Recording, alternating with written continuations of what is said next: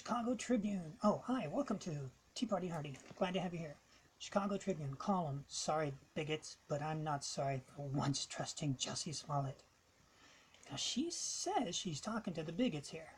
But what's interesting is when you read this, it now appears that Jussie Smollett may have made up the story of his attack. If true, it's disgraceful in my opinion and inexcusable. But let's be clear, just because one person lied about a racist and homophobic incident does not let all bigots off the hook. This is not a reprieve for anyone who has set a bomb off in a mosque or sprayed a synagogue with deadly gunfire. Just out of curiosity, who's arguing for that? Anyone?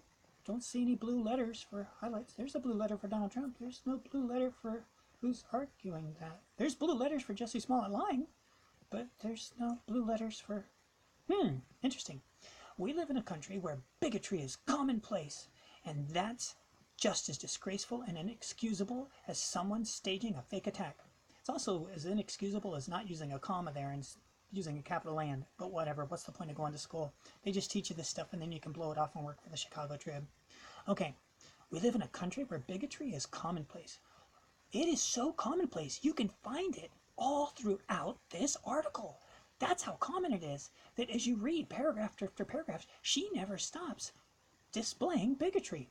That's pretty commonplace. Thanks for bringing that to us, lady. Appreciate it. Okay, so that's kind of the point of this, is she's going off on calling everybody a bigot when all of her words are dripping with it, just dripping with it. And if she can't recognize it in herself, and her editors can't recognize it in her, and they keep recognizing it in people that don't exist. Jussie Smollett's attackers never existed. So what do you do when you live in a society where people like this ooze bigotry and say, quit being a bigot when they're the bigot? It's no different than that conservative fellow who got punched in Berkeley yesterday by a guy who said, you're creating violence. And then he punched the fellow. He says, the puncher says, you're creating violence, and then the puncher hits the other fellow. This woman screams about how bigots, oh, she's not sorry to the bigots. But she's the one displaying the bigotry. Folks, we got to learn how to laugh again. And we got to learn how to say, I forgive you.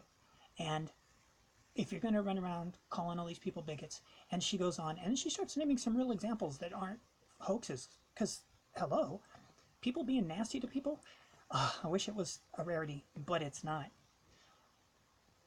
But here's the thing. Look what she says. Of course, we will never forget the massacre last October at the Tree of Life Synagogue in Pittsburgh. And then she goes on and on and on to list all these other terrible things that she will never forget. I am not going to forget them, but I'm not going to revel in them either, because reveling in pain, there's a common expression for that. Get over it. And I don't mean that in the negative way. I mean in the way that's like, life is ahead of you. This is behind you. Make the corrections to have it not happen again. But what's so heartbreaking about this is that in each of her examples, they're isolated to her point of view of what it is to be a hate crime. She doesn't talk about that fellow yesterday who was punched at University Cal Berkeley, or if it was 2 days ago, forgive me, but I'm pretty sure it was yesterday.